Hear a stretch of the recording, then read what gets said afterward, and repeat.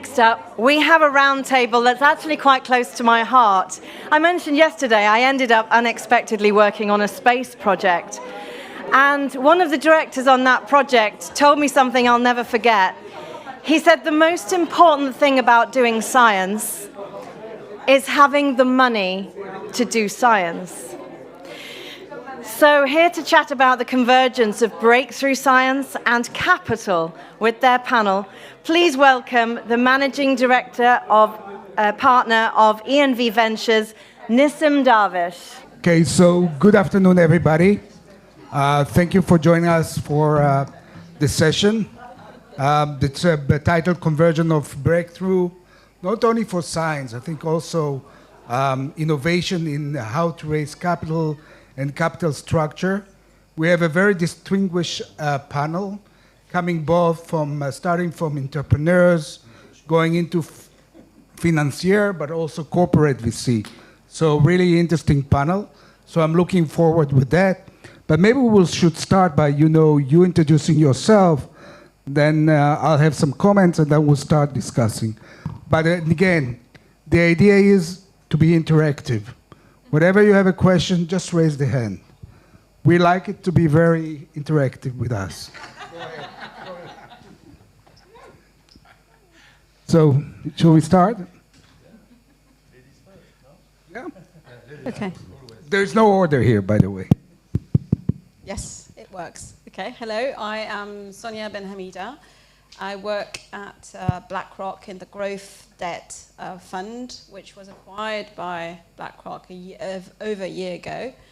We are a 1.25 billion fund, and we invest in innovative companies in tech and healthcare in the form of debt.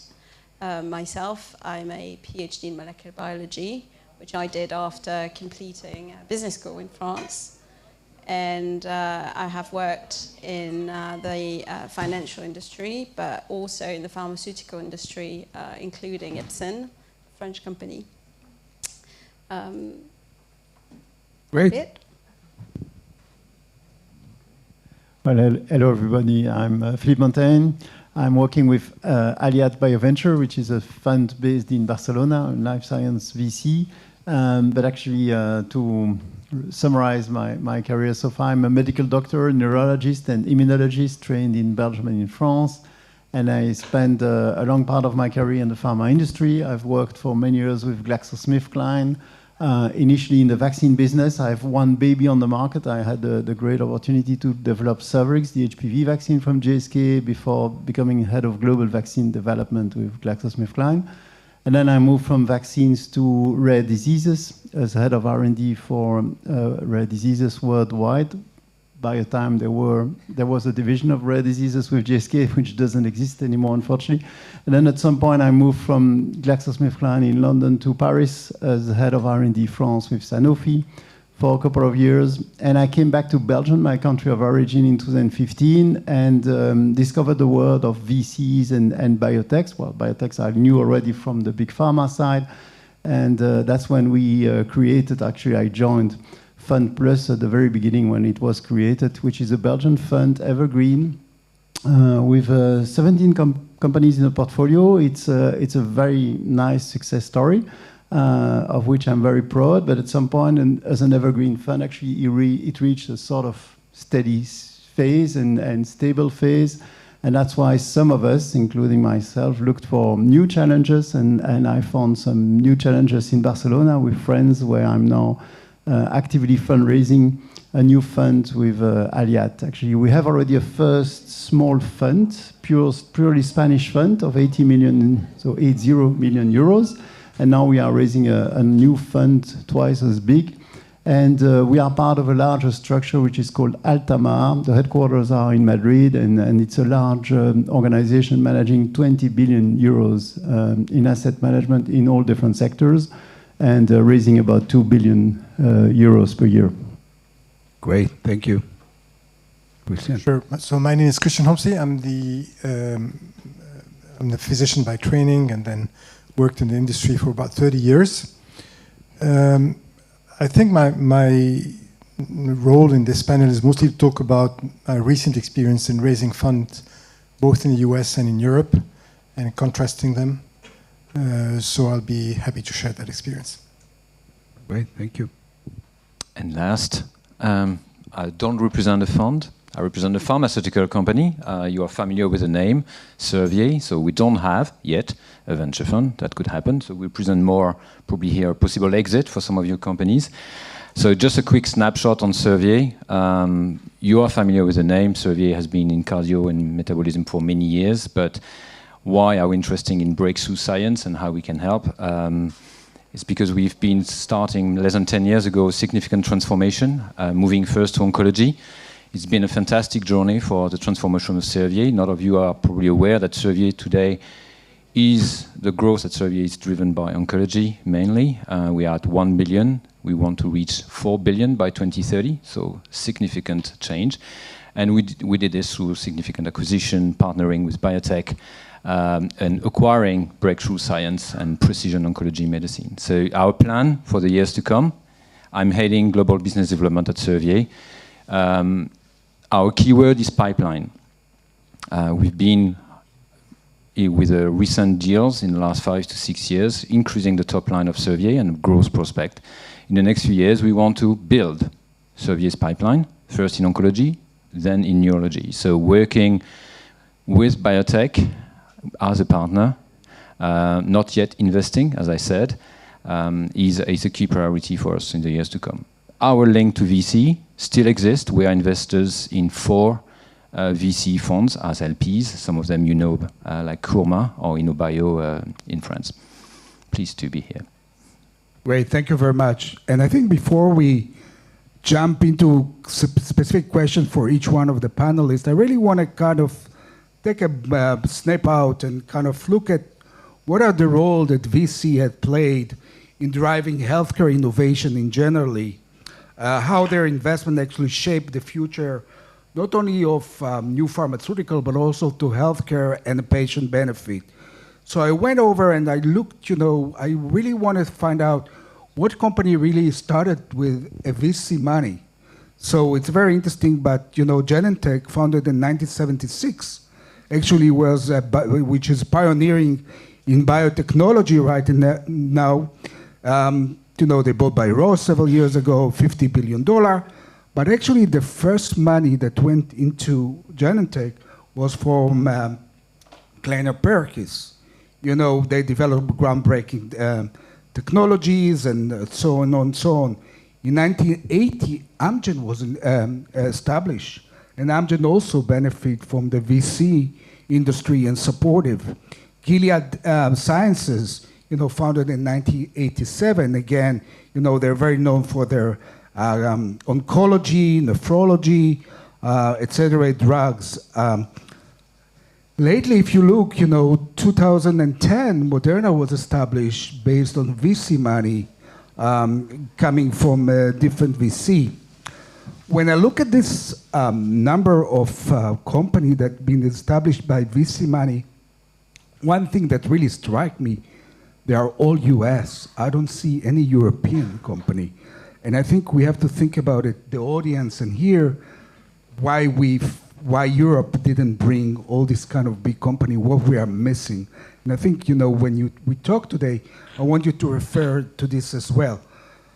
The other thing that, switching gears, and really want to talk a little bit about the healthcare industry post-pandemic. In the last few years, 2 or 3 years ago, we were a totally different position than where we are today. There was a lot of money pouring into this industry. Everybody ran to invest in this industry. And I think the last 2 years, I would say, were very dramatic and very tough for us. So taking to this note, actually, I want to ask you, Christian, you're entrepreneurs. You've created 2 companies. You've been able to raise money for this company. So let me ask you, what is your feeling about what is the sentiment right now on the market? I mean, who should we go as entrepreneur? I'm sure there is a lot of entrepreneur in the audience. Who should they approach? What is the secret sauce? Is there any secret sauce? And so let's start with that, and then I ask you some other question. Thank you, Nassim. So I'm not sure there is a secret sauce, actually, but fact is, maybe just give you a hint of example. Not the latest, 2 companies ago, the last that I founded was Capstan. And Capstan was founded, we first tried to raise, so it's, the scientific founders are UPenn scientists. We had Carl June in it. We have Joe Weissman, who's the Nobel Prize of last year. So, you know, the who's who of cell and gene therapy space. And I couldn't raise money in Europe. I intended to start the company in Europe. I couldn't raise money in Europe. So we had to go back to the States, and we raised, after a year and a half, and we raised $63 million seed round from co-led by your previous company, OrbiMed, and Novartis, and we had Novartis Ventures Fund, and we had a number of others. 6 months later, data was published, some animal data was published in Science, and we raised another $102 million from 5 corporate venture funds. So in 6 months, we raised $165 million, and that was in 2022. What that allowed us to do is recruit 70, 80 people, and worked on we had some of the best scientists in the world that allowed us to progress the program. Will it work or not? That's another story. We'll see this later. But at least we had the means to develop our program. Now, just 2 more minutes. We had, I'm working now on starting another company here in Europe. And the technology that we have has been highlighted in Nature Communication 2 days ago, when 2 companies in the US, it's also cell and gene, but it's in vivo cell and gene treatment, so using vectors and stuff like that. So anyway, 2 of the companies that have been mentioned in this article are hundreds of millions in the US both, and they took a patent from INSERM here in France. We have the same access to the same patent with a bit more. We cannot raise money in France for the moment. So that gives you a bit of why is that? So we went to some venture funds and said, why do you need so much money? We were asking for 20 million. Why do you need so much money? We'll give you 2-3 million and see how it goes. Well, there's one thing I learned from working in the US is go big or go home. If you don't have the means to develop your program, don't waste time doing it. It's a waste of your time, waste of the investor's money, and waste of patients' time. Thank you. So maybe follow for you and maybe Philippe as well. You know, so there is a mega round going on, like $100 million raise in US. I mean, some of company you say Capstan 160, 170 million. But looking at the environment right now, you know, 2 or 3 years ago, the IPO market was really open. But when we look now, you know, if you raise a seed round of $100 million, what kind of valuation, what kind of multiple can we bring to our investor, to our LP, you know, when we have such a rich raise? I mean, I'm trying to understand, you know, because this is an issue that we have to tackle. So the first round was raised, I'm not sure how confidential is that, but let's say the first round was raised at X. The second round was the Series A, was raised at 2X. And they were just raised the Series B, which is again at 2X because of the issues you were saying. When you go public, it's difficult for a company to go public at valuation that are unrealistic.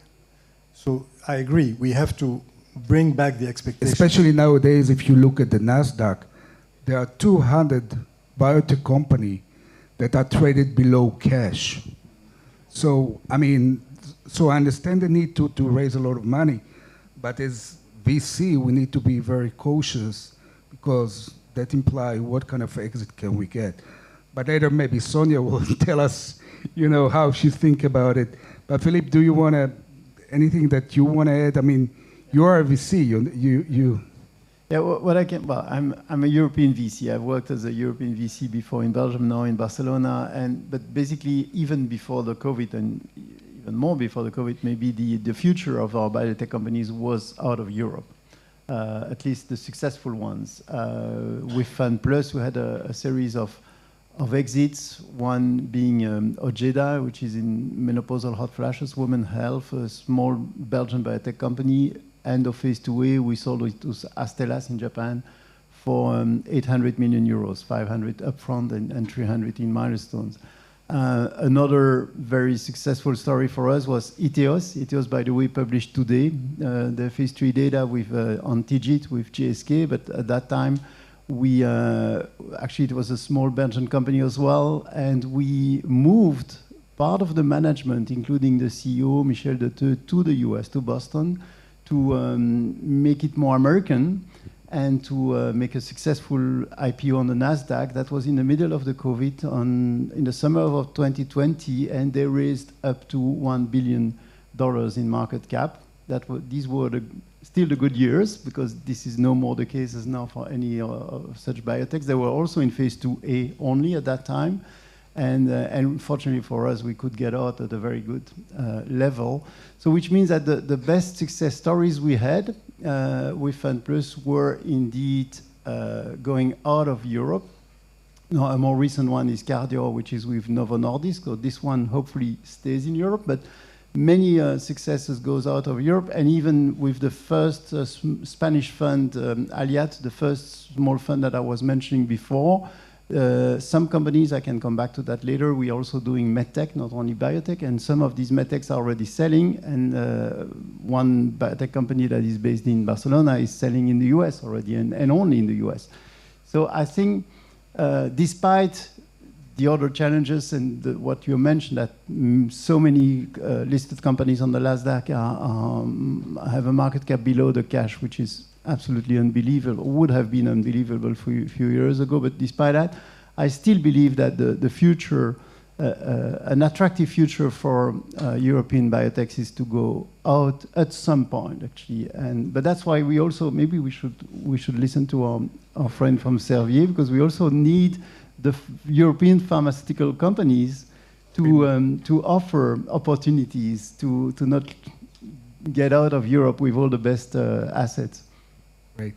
So maybe before I get to Servier, Sonia, you made an amazing or very exciting journey. You really started in the academia, as a gene therapy specialist, and then you co-founded the research group that did mathematics together with biology. Then you went to BD, then Big Pharma, really amazing. And now you're at BlackRock. So maybe you can share with us, we're talking about innovation in biology, but we really want to understand also what kind of innovation or what kind of innovative tool you have to finance this company, in the early stage or even in clinical trial using the BlackRock, big name. So maybe you can share with us what tools do we have as an entrepreneur and as investor. Thank you. That's actually this topic was so important in even in the strategy of BlackRock. What we're discussing at the moment is the raw capital markets, the raw private markets within capital markets, and how you can finance companies and innovation through that. So that's exactly the trend at the moment, and what is happening with these IPO windows being closed and valuations being disappointing. We've seen that a lot, by the way, that point. I mean, in private companies, where we've seen the past 18 months, so many down rounds, flat rounds, struggling to raise, doing Series A, Series B extensions, trying to scramble money. And it's even worse on public markets in Europe. Is a disaster. So companies going to NASDAQ and not necessarily much better off for it. So what do we do in terms of private markets? So one of the things we are doing within the fund, and the fund is not new as such. I mean, we were Creos before, and Creos has been around for over 20 years. And we were acquired by BlackRock, so we're now part of this gigantic platform, which you were mentioning, assets under management, with 10.5 trillion asset management, and don't ask me what it is because I have no idea. But the fund itself is already quite scaled, and we see us as having a role to play in that innovation landscape. The role of debt is several-fold, and the way we invest is we invest in companies that are already well-funded. So we don't replace equity. You don't come instead of, and we're not doing the job of the VCs. The VCs have to be there, and whether they're European or US. By the way, I see from my window a lot of US VCs coming to Europe where they see the market as being more realistic from a valuation point of view. So that's also an interesting trend. And so in terms of the debt, we can play a role to enable companies to create more value on the basis of the equity they have raised.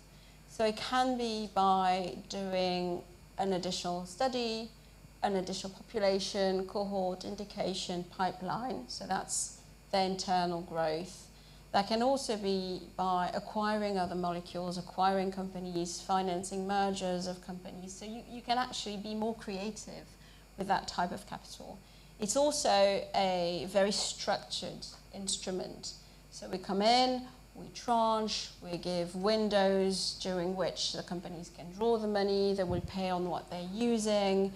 And our return is twofold. It's based on the debt itself, so it's contractual and completely predictable, which is good in a universe where it's very hard to predict what's going to happen.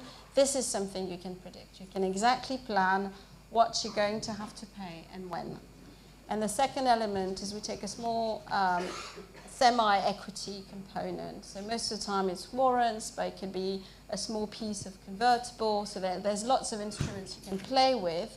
The idea is to further align our fund with the equity strategy and the company's objectives. So if the company succeeds, everybody wins, which is how you align things.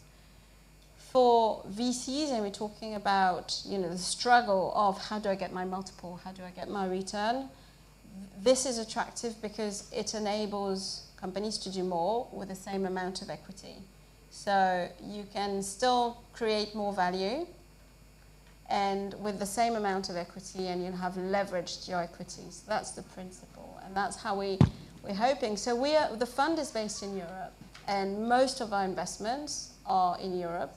We're global, so we can do investments in the US and others, but I see us as really having a role to play in developing the ecosystem here.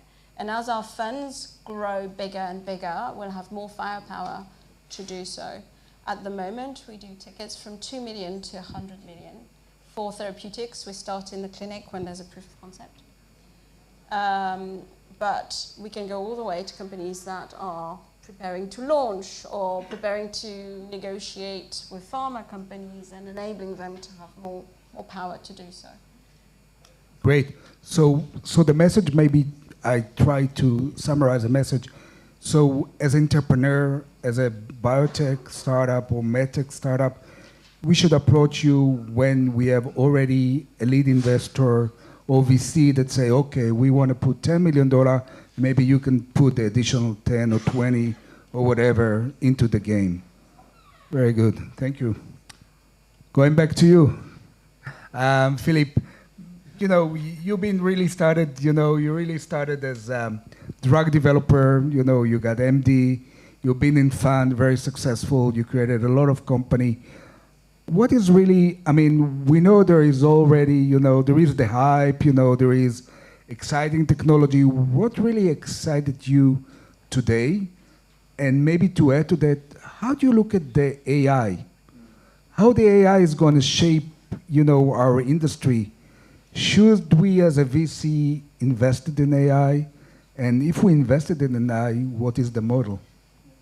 So let me first tell you that I first believe that we need to be careful about what excites us. Of course, there are many things that excite me, and I'm happy to tell you about that in a moment, including AI. But first thing is to be careful about what is in the hype. I was mentioning Ojeda. the most successful story I have lived with, which was a company sold, as I said, phase 2A to a small Belgian biotech to Astellas for 800 million. It was in a menopausal hot flashes. There was no hype around menopausal hot flashes, but there was a huge medical need. The technology was good and the data were fantastic. So it means that sometimes you can attract, and of course, if it was sold that amount to one group, you can imagine that others were also in the race. So definitely it shows that when you come with the right solution to a real medical need, with a technology that works and with good data, whether you are in the hype or not. So this is just a message to encourage those who are not working in what is in the hype right now. And what is in the hype right now can change over time, of course. But indeed, to just list a few things I have in mind, certainly cell and gene therapy, I don't need to come back on that, is something that is now paying off in cell therapy, if you can go from autologous to allogenic. In gene, if you can modify the vectors, engineer what you do. So that's certainly very interesting. RNA is in the hype. For sure, since the COVID, and if you can now extend from the indications, move from infectious diseases to other indications, but actually it's not move, it's going back to oncology, for instance, because don't forget that at BioNTech, they were working initially in oncology for so many years before applying their technology to COVID with Pfizer. So certainly extending the RNA, if you can modify the RNA, and we can come back to that if you or if the audience wants to talk about the technology. ADCs, a third one I would mention, certainly one thing which antigen drug conjugates, certainly some antibody drug conjugates, certainly a very attractive field, which allows to target difficult to drug targets. And then AI. And AI, for obviously, is everywhere these days. Then you have different ways to look at that. Either, which is for me the most obvious way, is to use AI just as a tool. A good tool to make your drug discovery more efficient and your drug development, your clinical development more efficient. More efficient in the way that hopefully you will go faster. You may impact, to some extent, the probability of success. I'm not sure you impact the cost of drug development yet. I don't see that, and I don't think we can claim that today. That's the way, and that's why we should encourage the biotech companies, because AI is relatively accessible. So the biotech companies who wants to use AI tools in drug development, in drug discovery, drug development certainly makes sense. Now, on the other side, you have those who are developing AI as such, as a goal. And there, it's more a question of business model. This is not clear to me yet, whether at some point they will develop their own drugs or whether there will be platforms selling services. So this is not clear, although at Aliat, my colleagues before I joined, and I definitely adhere to that completely now, they invested in one AI company, which is called Medictor.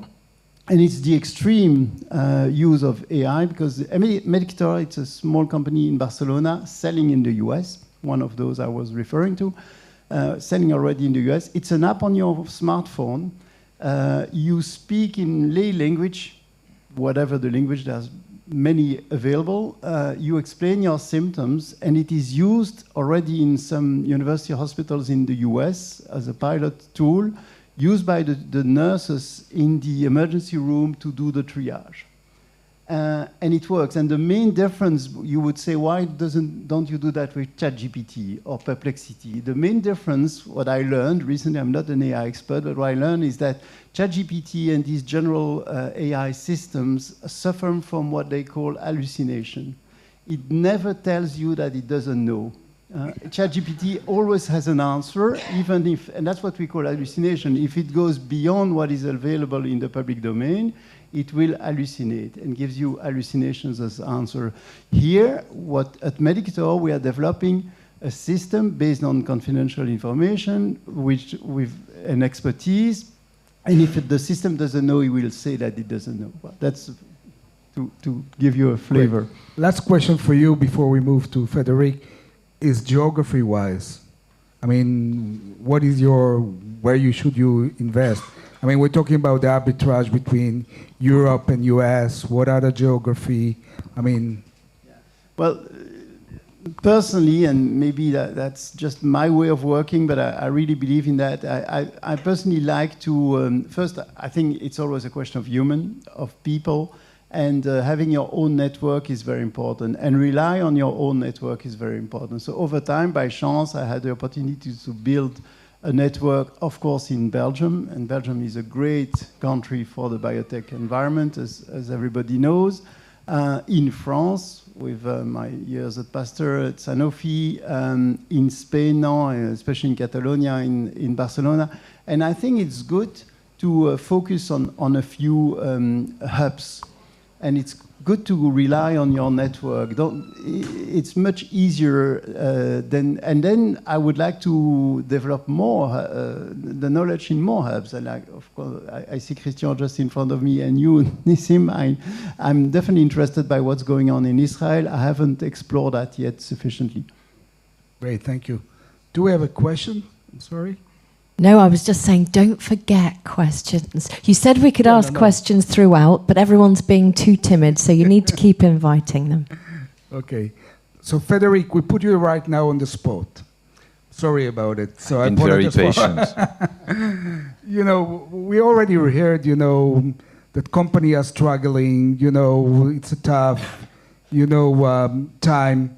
But when we look at the big pharma company, I mean, they have a lot of money. I mean, there's a lot of powder there. But we don't see them coming into the market. We don't see them deploying the market. We don't see them doing a lot of deals. So maybe you can tell us a little bit about how Servier is looking into immerse into the VC community, into the startup community. What is really interesting for Servier nowadays? You know, share with us, how do you see it, and what is the dynamic that you see in the market? And lately, maybe you can also refer to the II question. Is Servier interested? What is the business model? How do you want to work it? I know there are a few questions, so I'm sorry. No, I can start with your overall feeling that there's not much happening. So I can tell you there's a lot. When you look in Biomed Tracker, for example, you see more and more pharma. Historically, yes, they have done a lot of late-stage deals, more mature product, but their return on investment are going down significantly. So you see a lot of deals now happening earlier stage, and that's an important trend to support, and I'm echoing what Sonia said, the ecosystem here. So pharma, big pharma, medium-sized pharma, are playing a role also in supporting the environment, which could offer some exit to company. But let's not forget that the title here is Breakthrough Science and Capital. We don't only offer money. When we work with early-stage company, we offer also expertise, and we can help them also mature their vision about their product and their positioning. What we find in early-stage companies sometimes is that the positioning in the competitive environment, the value proposition is not always, or the narrative about their product is not always clear. That's where we see also a difference, talking about geographies between the US and Europe. Sometimes in US you have a lot more practice at getting better on your narrative than you have in Europe. So we, as being based in a company headquartered in France, strong presence in Europe, but globally as well, we can help definitely the ecosystem, and that's the role we have to play. I mean, Servier is a research-to-market company. Our biggest R&D site in south of Paris, in Saclay, we have 1,500 people there. So we have investment in R&D. And as I said earlier in my introduction, the keyword for us now definitely fits with what we want here. It's a pipeline. We have a need, because we're moving to oncology and then soon neurology, to make sure that in our hands, by 2030, we have a well-balanced and attractive and sustainable pipeline. Meaning, we need product in late research, we need product who can enter the clinic, we need product who can give us some shots on clinical proof of concept. We need also product that can have a chance to give us the new launches, a next generation product in our hands. So we definitely have now a pressing need at Servier, and that's my role as BD and my team. In the next years to come, you will see Servier being very much more active in deal making, licensing, not always with a very specific idea in mind. We will be flexible about territories as well. We have to. important objective is to have sufficient shots on goal, add assets in our pipeline, but access the expertise of this company as well. If we take everything in Servier's kitchen and we take all the risk and we have to acquire all the expertise and take all the execution risk, I think we're doomed to fail. So it's also important to create the right synergistic interaction. So we don't have yet a capital. That's definitely something I have in mind. Not only talking to companies as a partner, but also talking to companies as a potential investor. So we're not there yet, but as you mentioned, we are already LPs in 4 funds. That was a first step towards getting, let's say, acquainted. But let's say 20% of the capital we have in these funds is invested in what I would call strategic focus areas. So if we could control 100% of our investment, wouldn't be a bad thing either. So maybe last question for you quickly is the AI. What is the role of AI in your process of drug development? Like mentioned by Philippe, we're definitely using AI to potentiate drug discovery. AI in our clinical development. I wish, and I have some colleagues, I think, in the room working on our AI roadmap, which is still, like many, to be defined because there's so many AI possibilities or impossibilities that we also need to think where to go. From my previous background, I didn't mention my background before, but I worked in not-for-profit as well before moving to pharma. I think there could be a lot of things to be done around AI to help patients going through their journey as well. So that's definitely something that pharma, on top of the drug, could probably focus on and adding. So we are moving to some rare disease at Servier. We are also moving to precision oncology. Our next product to be launched will be in glioma. These patient populations could benefit as well from additional beyond the pill product. So that's, I think, something we should start thinking strategically how we can provide. Perfect. Thank you very much. Maybe we go now to the audience. You've been very quiet. So maybe any questions from you or, that you would like to ask each one, if there's... I would like to rebound on the capital subject, especially with Sonia and Christian arguments. We see more and more people in the US referring to the other types of third-party investment into the biotech versus the VC or the private equity, where I'm referring to people from high net worth, people from family offices, multi-family offices, now taking the range. So my question is, how can we probably break that vicious circle when a company comes to an investor and has to answer to the question, well, if you don't have a lead, then probably we'll wait. Okay. So first of all, that's a very interesting topic because indeed there's a bit of a catch-22 problem here, and I'm sure all of you, if you're fundraising, have come across this sentence. We follow equity, so we hear the companies we follow coming back to us telling us exactly this challenge they have. So if I speak from our perspective, I can tell you why, for instance, if there's a high net worth or a family office investing in a company, it's perfect for the company because then they can develop more science and go further and maybe then later go to institutional. But for instance, from our perspective, it's still a very different proposition. If you look at it from the value added of an expert VC bringing the network of experts, their experience, the value they will be adding to the company, that's one element, one pillar you'd be missing there. The second one is the governance piece. I mean, we talk a lot about ESG and everybody thinks, oh, climate change. But there's also, the G is very important as well. And there's a big component of governance there when you bring in an institutional investor. That being said, someone was talking about BioNTech earlier. I mean, BioNTech is a family office company that then went to capital markets, to public capital markets. So that's and Germany is very, very good at that for historical reasons. So there are other ways, and they're not mutually exclusive. But I think the family office of high net worth is if what you're looking to do is eventually raise institutional capital, then that's a step that could enable you, if you do it correctly, that could enable you to get to that point. I think as well, when you look at high net worth, it's very interesting. I've discovered recently, so it was completely serendipitous, but I discovered there are very powerful networks of advisors of family offices that are structuring their efforts, structuring their investment strategies, organizing conferences, educating family offices, some of which have billions and billions of dry powder to invest. So definitely not something I would set aside. I would not replace VC investment with family office. VC bring a whole lot of knowledge, network, experience.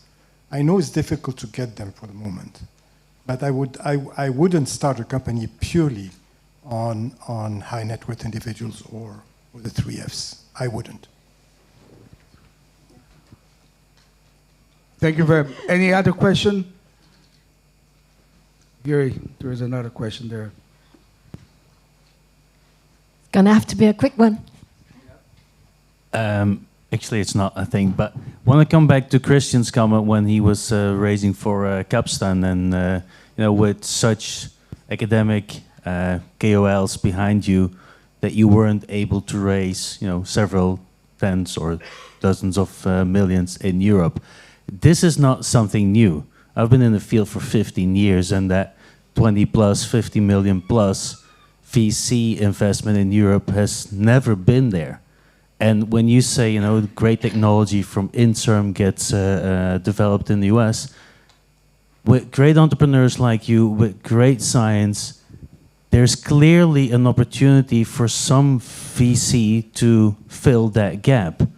And I know you probably can't answer it, but I'm wondering, we've known this for dozens of years now, and yet nobody's filling that gap. And I'm just left with the question, why not? And I don't know who can answer it, so I'll just throw it out there. Going to be a heck of an answer in a few seconds. I'm not sure that we have the answer, to be honest. I think it's good to throw the question out there. No, I agree. I mean, this is why I raised the question.